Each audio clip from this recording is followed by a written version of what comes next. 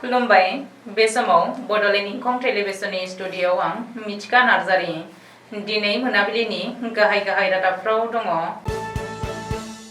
Madurai rail जाब्रबथायाव थैनाय नखरनो तामिलनाडु सोरखारा 3 लाख रां अनसुंथाइ होगोन। कुकिफोरखौ गोजोन होनो मणिपुराव 6थि फारिनि अट'नमास काउन्सिल होनो हासिगौ। कमतापुर अट'नमास काउन्सिलाव जाख्ल'नायनि अजद। मणिपुरनि जिरिबामाव आसाम राइफल्सआ बेसेन नाङै फाहामथाय मावबादा खुंदों। सोनाब बंग'नि मोनसे क्रेकार बम फेक्टरियाव जाब्रबथाय, सा 6नि जिउ खहा आरो गोबां जोखोम। 4थि चन्द्र दिबाकर नार्जारि ट्रफी जोलुर बादायलायनाया दिनैनिफ्राय जागायजेनबाय। दानिया फैदोनि आबुं रादाबाव।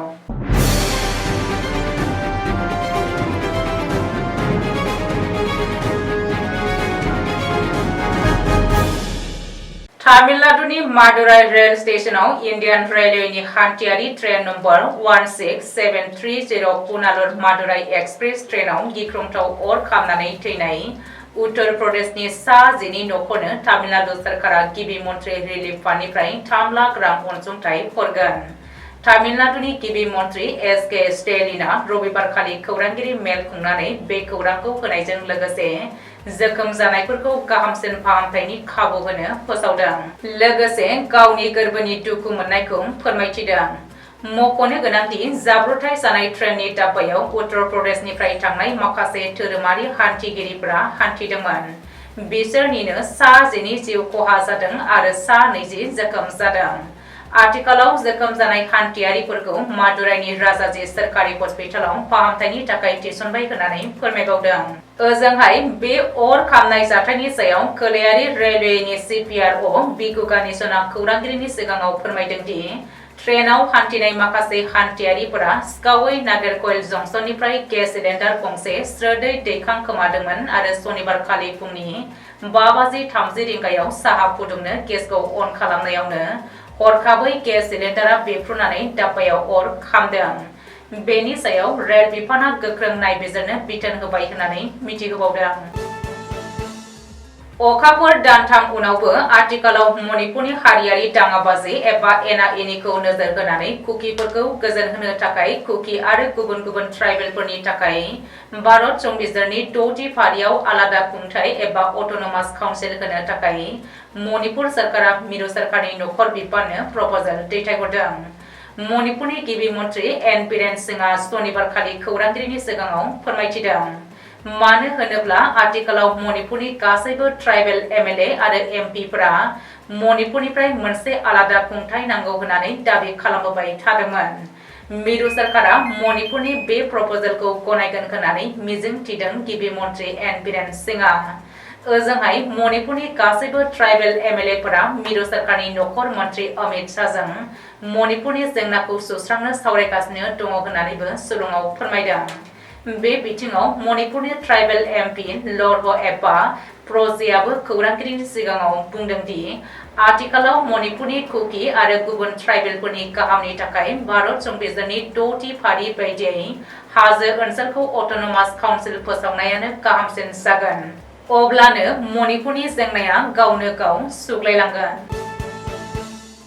आसाम सोरखारजों गोदानै दाफुंनानै होजानाय कमतापुर अट'नमास काउन्सिलाव जाख्ल'नायनि अजद होदों रायजो राजाया। कमतापुर अट'नमास काउन्सिलनि CEM गकुल बर्मनजों दैदेनजानाय कमतापुर मावफुं आफादनि सायाव रायजो राजाया अजद दैखांदों। मानो होनोब्ला गंसे फिसा पाकानि गेट बानायनायाव 5 लाख खरस दिन्थिदों, नाथाय गुबैयै बे गेटखौ बानायनायाव 1.5 लाख रांनि बांसिन रांनि गोनांथि गैयामोन। बेनि अनगायैबो सिपुन जिल्लायाव भेटेनारि साब सेन्टार लुनाय न'आ आथिखालाव PMAY नि न'जों समान।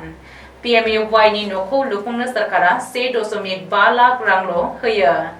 बे 1.5 लाख रांजोंनो मुलाम्फागिरिफोरा गावबा गावनि PMAY नि न'खौ लुफुंगासिनो दङ।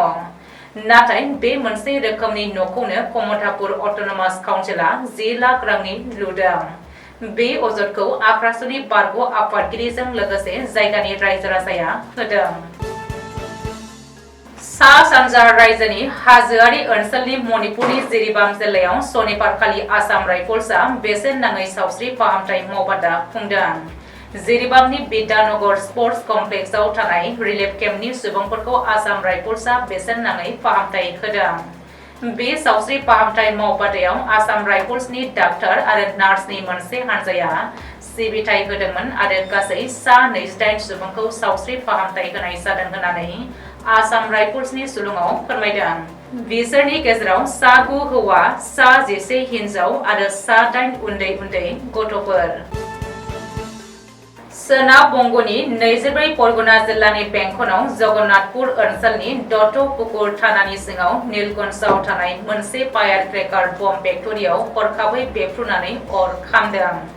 जाहोनाव गासै सा 6 सुबुंनि जिउ खहा जादों आरो गोबां जोखोम जादों। सोनाब बंग'नि राजथावनि कलकातानिफ्राय 30 किल'मिटार गोजानाव थानाय नीलकंठआव रबिबारखालि फुंनि 10 रिंगायाव बे जाथाया जादोंमोन होननानै दत्तपुकुर थानानि पुलिस अफिसारआ मिथिहोदों। थैनायफोरखौ पस्टमर्टेम खालामनो दैथायहरनानै जोखोम जानायफोरखौ देहा फाहामथायनि थाखाय जायगानि हस्पिटालाव थिसनदों होननानै फोरमायथिबावदों।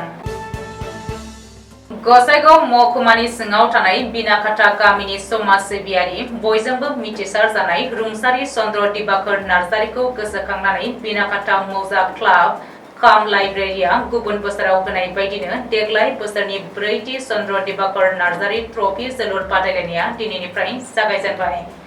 गासै मोन 8 हानजानि गेजेराव दिनैनिफ्राय जागायनानै फैगौ 2 सेप्तेम्बरसिम जागोन बे जोलुर बादायलायनाया। गिबियाव समाज सिबियारि रुंसारि चन्द्र दिबाकर नार्जारिनि सावगारियाव बिथांनिनो आंगो फिसाज्ला राजु नार्जारिनि बिबार बावजेननायनिफ्राय हाबाफारिखौ जागायो आरो बे जोलुर बादायलायनायखौ गसाइगाव जिल्ला गेलेमु बिफाननि आफादगिरि हेमेन्द्र नाथ ब्रह्म बिथाङा बेखेवनानै होयो। दिनैनि बे 4थि रुंसारि चन्द्र दिबाकर नार्जारि ट्रफि जोलुर बादायलायनायखौ गिबि सानाव बिनाकाटा मौजा क्लाब काम लाइब्रेरि आरो दतमा एफसिनि गेजेराव बादायलायनायखौ नुनो मोननाय जायो। दिनै मोनाबिलिनि रादाबा एसेनोसै। गोजोन्थों।